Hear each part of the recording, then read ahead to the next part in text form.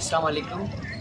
आज जिस टॉपिक पे हम बात करने जा रहे हैं that has been hot issue in entire Pakistan, that is none other than gender discrimination. तो आज हम बात करेंगे जो औरत इस समाज में, इस मेल डोमिनेटेड सोसाइटी में जो डिफ़िकल्टीज़ फेस कर रही है, उस हवाले से हम बात करेंगे कि कौन कौन सी जो डिफ़िकल्टीज़ इन ऑल डिपार्टमेंट्स, और स्पेशली अगर हम बात करें वर्किंग वूमेन की, तो वो वर्किंग वूमेन जो है पाकिस्तान में, या स्पेसिफिकली अगर हम सिंध की बात करें तो उन औरतों को कौन सी जो डिफ़िकल्टीज़ है वो उनका सामना करना पड़ रहा है। इस हवाले से हमारे साथ डिफरेंट फील्ड से रिलेटेड कुछ औरतें हैं, हम उनसे बात करेंगे, उनसे जानेंगे, उनसे पूछेंगे कि कौन कौन सी डिफ़िकल्टीज़ उनको फेस हो रही है, क्या क्या जो है मसलात उनको पेश आ रहे हैं। उनकी सपोर्ट के लिए मौजूद है। सेकेंडली द थिंग इज़ कि अगर आप ये पूछें कि किस हद तक बराबरी को जो है दोनों आर सपोर्ट, देखिए I am not against feminism और feminist, but the thing is कि जिस चीज़ को आपके दीन ने वाज़ह कर दिया तो उसमें आपकी दो राय हो ही नहीं सकती। इसीलिए आई थिंक कि सर्टेन कैपेसिटी में रहते हुए जो हुकूक और जो जिम्मेदारियाँ फ़राइज़ आपके दीन ने बता दी, आप उनको फॉलो करें। एंड अपार्ट ऑफ दैट, इस्लाम में मर्दों को अगर एक कदम आगे रखा गया है तो आपको उसको फॉलो करना पड़ेगा। ठीक है, हमें भी अच्छा लगता है कि मर्द को मुहाफ़िज़ बनाया गया है, वो अपनी ड्यूटीज़ अंजाम देना, वो अपनी अंजाम दें। तो ये आप इस तरह से नहीं कर सकते, आप बराबरी को इस तरह से नहीं तोल सकते। ठीक है, बहुत इज़्ज़त और लिहाज के साथ हमारे यहाँ ख़वातीन को मकाम दिया जाता है, तो आप उसको एंजॉय करें। सेकेंडली, अगर हम बात करें कि हमारे यहाँ तलाक याफ्ता और बेवा ख़वातीन को जिन मुश्किलात का सामना करना पड़ता है, तो मेरे यहाँ पे कुछ पॉइंट ऑफ व्यू ये है कि उसमें एक बड़ा हाथ या बड़ा किरदार आप खुद या आपके पेरेंट्स अदा करते हैं। मैं ख़वातीन की बात कर रही हूँ जिनके ऊपर इस तरह की मुश्किलात का ज़िक्र किया गया है, क्योंकि आई थिंक वो एरा वापस आ रहा है जब 18-19 साल में लड़कियों की शादी कर दी जाती है और even she is not capable to think के how to educate her children and all that, और आप उसको जो है एक नए रिश्ते में बांध देते हैं। तो आई थिंक आप उसको इतना कैपेबल होने दें, इतना उसको स्ट्रॉन्ग होने दें कि वो होना चाहिए। तो आप एटलीस्ट उसको इतना स्कोप तो दें कि उसको पता हो कि अगर मुझ पर ये चीज़ आएगी तो मुझे किस तरह से रिएक्ट बिहेव करना है। तो आई थिंक ये इस वाले पॉइंट में आप मर्दों को वैसे भी इल्ज़ाम नहीं दे सकते, क्योंकि एक बंदे को अपनी सेल्फ डिफेंस के लिए, अपने सेल्फ सर्वाइवल के लिए खुद तैयार होना पड़ेगा। तो I think that's all my point of view on this topic. Thank U. अस्सलाम वालेकुम। मुंहिंजो नालो धरती जोयो आहे ऐं मां थोरो पंहिंजे बारे में तव्हांखे ॿुधायां त मुंहिंजो जेको पास्ट एक्सपीरियंस रहियो आहे उहो मुख़्तलिफ़ इदारनि सां मूं गॾु कमु कयो आहे, जिन में ख़ासि करे एजुकेशन सां रिलेटेड इदारा आहिनि। औरतुनि जे हवाले सां अॼु मां सिन्फ़ी बराबरी ते ॻाल्हाईंदमि। सिन्फ़ी बराबरी में जेकॾहिं असांखे ॾिठो वञे त इहो आम तासुरु आहे त जेको आहे सो तालीमी इदारनि में ख़ासि करे नियाणियुनि खे हाणे चयो वञे थो त जेको आहे पार्टिसिपेशन फुल उन्हनि खे इजाज़त ॾिनी थी वञे पढ़ाई जी। पर मुंहिंजी नज़र में जेके मूं इलाइक़ा विज़िट कया आहिनि त अॼु बि ॻोठनि में काफ़ी अहिड़ा ॻोठ आहिनि या काफ़ी अहिड़ा माण्हू आहिनि जेके औरत खे अॻियां आला तालीम ॾियारणु जेको आहे सो घटि सम्झो वञे थो। उन्हनि इलाइक़नि में उनखे रद्द कयो वञे थो, छो त उते अर्ली मैरिजिस जो इलाही रुझान आहे। जेकॾहिं छोकिरी 10-12 सालनि जी थिए थी त उनखे पोइ रोकियो थो वञे अॻियां पढ़ाई जे लाइ, पढ़ाई बंदि कई थी वञे। जॉब जे हवाले सां ॻाल्हाईंदासीं त जॉब में जेके आहिनि प्राइवेट या जेके सरकारी नौकरियूं आहिनि उन्हनि में वुमेन पार्टिसिपेशन केतिरी आहे। जेके बि सरकारी इदारा आहिनि मुंहिंजी नज़र में उन्हनि में जेका विमेन पार्टिसिपेशन आहे उहो बिल्कुलु घटि आहे। छो त कुझु जेके आहिनि सो गवर्नमेंट ऑफिसिस मां पाण विज़िट कयूं आहिनि त उन्हनि में ॾिठो वियो आहे त जेका विमेन पार्टिसिपेशन आहे सॼे इदारे में या त हिकु या ॿ औरतूं हूंदियूं आहिनि या हूंदियूं ई न आहिनि। बाक़ी जेके प्राइवेट इदारा आहिनि उन्हनि में कुझु जेको आहे सो औरतुनि खे रखियो थो वञे। इन जो रीज़न इहो बि आहे त जेका औरतूं आहिनि उन्हनि खे सम्झो वेंदो आहे त उहे भले केतिरियूं बि तालीम याफ़्ता हुजनि पर उन्हनि जे लाइ इहो आम तासुरु आहे त उहे अॻियां हली पंहिंजो घर संभालणो आहे या ॿारनि बचनि जी संभाल करणी आहे। सो इन करे जेको आहे सो प्राइवेट इदारनि में कुझु मंथ जे लाइ या कुझु टाइम जे लाइ उहे जॉब्स कंदियूं आहिनि ऐं पोइ अॻियां उन्हनि ते जॾहिं घर जी ज़िम्मेवारी ईंदी आहे त पोइ उहे जॉब्स छॾे ॾींदियूं आहिनि, छो त उन्हनि खे जेको आहे सो अकेले सिर घर संभालणो हूंदो आहे। जॾहिं त मर्द ते अहिड़ी ज़िम्मेवारी न रखी वेंदी आहे त उनजी पार्टिसिपेशन जेको आहे सो घर जे कमनि में बिल्कुलु निल हूंदी आहे, छो त उन शुरू खां वठी उनजी जेका नर्चरिंग आहे या उनजी जेका तरबियत आहे या उहो जॾहिं वॾो थिए थो त उनजे ज़हन में इहा ई शइ हूंदी आहे त मुंहिंजो सॼो या औरतुनि खे करिणो आहे। उहो कमु भले मानी ॾियण खां वठी ऐं उनजा कपिड़ा इस्त्री करण या उनजा जेके ॿिया कम आहिनि उहे बि औरत खे ई करणा पवंदा आहिनि। उन सूरत में औरत पंहिंजो जेको करियर आहे उहो अॻियां न वधाए सघंदी आहे, भले उहा तालीम याफ़्ता हुजे। जॾहिं त इस्लामी पॉइंट ऑफ व्यू खां जेकॾहिं असां ॾिसूं था त अलाह ताला औरत खे बि ओतिरो ई अकुल ई उनखे सोच सम्झ ॾिनी आहे जेतिरी कंहिं मर्द खे ॾिनी हुजेसि, ऐं उनखे उहा ख़ुदि मुख़्तियारी ऐं उहा आज़ादी इस्लामी पॉइंट ऑफ व्यू खां बि मिलणु घुरिजे। छो त असां जॾहिं पोयां ॾिसूं था त असांजी जेका बीबी ख़दीजतुल कुबरा आहे जंहिं नबी साईं जंहिंसां शादी कई हुई त उहा बि उन दौर में बि वापारु कंदी हुई ऐं उनखां पोइ बि नबी साईं उन सां शादी कई हुई। त इन्हनि शयुनि खे ज़हन में रखी करे असां इहो अज़्यूम कयूं था या असां इहो ॾिसूं था त औरत खे अलाह ताला जेको आहे सो ख़ुदि मुख़्तियार रखियो आहे। उनजी सोच सम्झ कंहिं शइ में बि कंहिं मर्द खां घटि न आहे।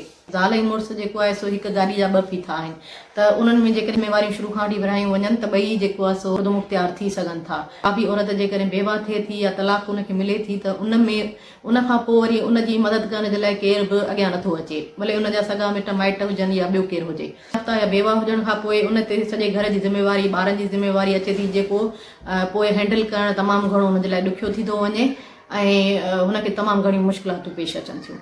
Nomana Rai, and I'm a social activist. Gender discrimination refers to practice of allowing and denying rights on the basis of gender in terms of status, opportunities, and this is all because of some social norms and some religious norms, such as being as a Muslim हमें सिखाया जाता है कि मर्द को औरत पे फ़ौक़ियत हासिल है, जिससे being as a feminist, I think for me feminism is not something कि मुझे पावर चाहिए, मुझे डोमिनेंस चाहिए। For me feminism is something कि मुझे इक्वल राइट्स चाहिए।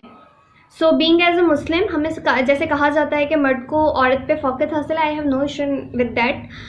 माई प्रॉब्लम इज़ कि जब मर्द CEO बनने का सोचता है, बच्चों का सोचता है, उससे नहीं पूछा जाता कि आप ये सब कुछ कैसे मैनेज करोगे। तो यही रूल औरत के लिए भी होना चाहिए कि जब एक औरत बच्चों के बारे में सोचती है, CEO बनने के बारे में सोचती है, उससे नहीं पूछना चाहिए कि आप कैसे मैनेज करो। Society is a male dominant society. हाँ, हम आज भी जब जॉब्स के लिए निकलते हैं, एजुकेशन के लिए निकलते हैं, तो हमें प्रॉब्लम होती है। आज भी हम वॉयलेंस का निशाना बनते हैं। आज भी हमें mentally, physically, emotionally, domestically abuse किया जाता है। What we need to do is to teach young girls and boys what are their equal rights, and I think this is the confusion, क्योंकि आजकल हर कोई बहुत एम्पावर है। Everyone knows their rights, everyone knows what to do, who to follow, but there is a very mess confusion between voices. We are very confused because everyone is so vocal here on social media that we are confused whom to follow and which are genuine voices which we should follow. And I think this is something which we have to work on. हमें थोड़ा औरत मार्ग से बाहर आना है। Seminars और empowered programmes तो करने हैं, लेकिन इन प्रोग्राम्स में वो तादाद ज़्यादा होनी चाहिए जो कि हमारी फ्यूचर जनरेशन है, आइदर वो गर्ल्स हैं या बॉयज़ हैं, उन्हें इक्वल राइट्स के बारे में समझाना from their school life, I think which is very important. Single parent औरत के लिए ज़्यादा आसान होता है, मर्द के लिए ज़्यादा आसान होता है being a single parent. Job करना या बच्चों को पालना मेरे ख्याल से अपनी अपनी जगह पे दोनों ही के लिए बहुत मुश्किल होता है, लेकिन आई थिंक मैनेजमेंट की जो स्किल्स हैं वो औरत में ज़्यादा अच्छी है। लेकिन क्योंकि हमारी जो सोसाइटी है वो जेंडर डिस्क्रिमिनेशन की वजह से बहुत डिस्टर्ब है, तो एक औरत के लिए बहुत मुश्किल होता है being a single parent, being a single mother, बच्चों को पालना भी एट ए टाइम और जॉब भी करना, क्योंकि सोसाइटी ना तो औरत को जीने देती है और ना ही बच्चों को जीने देती है। Thank U. अस्सलाम वालेकुम, मेरा नाम मिर्सा है और मुझे आज जेंडर डिस्क्रिमिनेशन पर बात करनी है। ये एक ऐसा टॉपिक है जिस पर बहुत सारे सेमिनार्स हो चुके हैं, कॉन्फ्रेंसेस हो चुकी हैं, बात होती है, क्योंकि ये हमारे माशरे में बहुत ज़रूरी है। पाकिस्तान में मेल डोमिनेंस इतनी ज़्यादा है कि बाहर आपको आवाम में औरतें कम, मर्द ज़्यादा नज़र आएंगे। महसूस नहीं करते कि हम सेफ़ हैं। तो यही रीज़न है कि रात के टाइम जो ख़वातीन हैं वो परहेज़ करती हैं कि रात के टाइम उनकी जॉब की ऑफ ना हो, मॉर्निंग को प्रेफर करती हैं। और फिर जॉब अपॉर्चुनिटीज़ में जो एम्प्लॉयज़ रखते हैं वो ज़्यादातर प्रायोरिटी देते हैं मेल को। ये जेंडर डिस्क्रिमिनेशन है। पता नहीं क्या रीज़न है कि मर्द काम कर सकते हैं, ख़वातीन नहीं कर सकती, बल्कि ये गलत है। आजकल तो हर फील्ड में पढ़ती हैं, ख़वातीन बहुत ज़्यादा पढ़ भी चुकी हैं, तो एजुकेशन के हवाले से भी अगर देखा जाए तो अपॉर्चुनिटीज़ मिलनी चाहिए जो कि नहीं मिलती। ये तो आप एक जॉब की बात करते हैं। मैं पर्सनल एक खातून हूँ पूरे डिपार्टमेंट में, इसमें बाकी सारे मेल हैं, और रीज़न मुझे यही नज़र आ रहा है कि रात के टाइम कौन जाएगी। मैं तो मैंने मैनेज कर लिया है कि मुझे फैसिलिटीज़ मिल गई फैसिलिटी कि मैं कर लेती, लेकिन बाकी ख़वातीन के साथ मसला होगा कि रात के टाइम कैसे ऑफ करें। तो ये मसला है, ये गवर्नमेंट को मेरे ख्याल से हल करना चाहिए, क्योंकि इसमें हम कुछ नहीं कर सकते, गवर्नमेंट हेल्प कर सकती है कि इस तरह से कवानीन बनाए कि हम खुद को सेफ़ महसूस करें। वरना जैसे मोटरवे वाला इंसिडेंट हुआ तो वो हमारे सामने है। तो ऐसे इंसिडेंट से बचने के लिए खौफज़दा होकर हम घर में तो नहीं बैठ सकते। पढ़ लिख कर अगर घर में बैठ जाएं तो फ़ायदा क्या पढ़ने लिखने का। और हम तो इक्वल स्टेप्स में मेल के साथ फीमेल भी एक मुल्क को, कौम को तरक्की दे सकती है। ये बहुत से मुआशरों में हमने देखा है, बहुत सी रियासतों में हमने देखा है कि इस तरह से हुआ है। जहाँ पर भी फीमेल आगे है तो वो मुल्क आगे है। तो ये जॉब की बात हो गई। एजुकेशन के मामले में अगर देखा जाए तो अब इस दौर में पिछले दौर से कदरें ज़्यादा बेहतरी आई है। यहाँ पे अब ख़वातीन को, गर्ल्स को एडमिशन दिलवाई जाती है, यूनिवर्सिटी लेवल तक आती हैं गर्ल्स, जो कि एक पॉजिटिव पॉइंट है। लेकिन फिर भी इम्प्रूवमेंट की ज़रूरत है। बहुत सारे वालिदैन जो हैं वो परहेज़ करते हैं गर्ल्स को यूनिवर्सिटी भेजने से। उनकी मेरे ख्याल से ट्रेनिंग करनी चाहिए। ये सारी जेंडर डिस्क्रिमिनेशन है हमारी सोसाइटी में, जिसको ख़त्म करने की ज़रूरत है, ताकि हम ख़वातीन मर्द दोनों मुल्क की मईशत में बराबरी के तौर पर अपना हिस्सा दे सकें और मुल्क को तरक्की दे सकें। हेलो, अस्सलाम वालेकुम साथियों, मुंहिंजो नालो सिंधु आहे ऐं मां सेकेंड ईयर जी शागिर्द आहियां। औरतुनि खे काफ़ी अहिड़ियूं ॻाल्हियूं आहिनि जेके औरतूं फेस न आहिनि कर सघूं तइलीम ऐं जॉब दौरान इहा त मर्दनि जी जेकी दुनियानोसी वारी सोच हूंदी आहे न, ऐं घटि सोच रखंदड़ जेके मर्द हूंदा आहिनि उन्हनि खे असीं फेस न आहियूं करे सघंदा, जंहिंजी वजह सां असीं चाहींदा आहियूं जॉब खे असां लीव करे छॾियूं ऐं अॻिते वधण जी विख असीं पोइ ते खणी सघंदा आहियूं। तइलीम दौरान इहो त असांखे उहे शयूं न आहिनि मिलंदियूं। छोकिरनि खे जाम सहूलियतूं मिलंदियूं आहिनि, पर औरतुनि खे उहे सहूलियतूं न आहिनि मिलंदियूं, जंहिंजी वजह सां असां छोकिरियूं पंहिंजी पढ़ाई ऐं पंहिंजी तइलीम खे पोइ ते रखे छॾींदा आहियूं। असीं अॻिते वधी न आहियूं सघंदा। असीं जेके शहर में रहंदड़ छोकिरियूं आहियूं, औरतूं आहियूं, त इन हिसाब में असां ॾिठो वञे त 70% असीं चई था सघूं त असांखे बराबरी मिली आहे शहर जे हिसाब में। छो त असीं शहर जूं पढ़ियल लिखियल औरतूं आहियूं ऐं असांखे पंहिंजे हक़, असां हिते छऊं छालाऊं, असांखे पंहिंजे हक़नि जे बारे में हर ॻाल्हि जी ॼाण आहे। असीं तइलीम याफ़्ता आहियूं, उन हिसाब में असांखे 70% हक़ मिलियल आहिनि।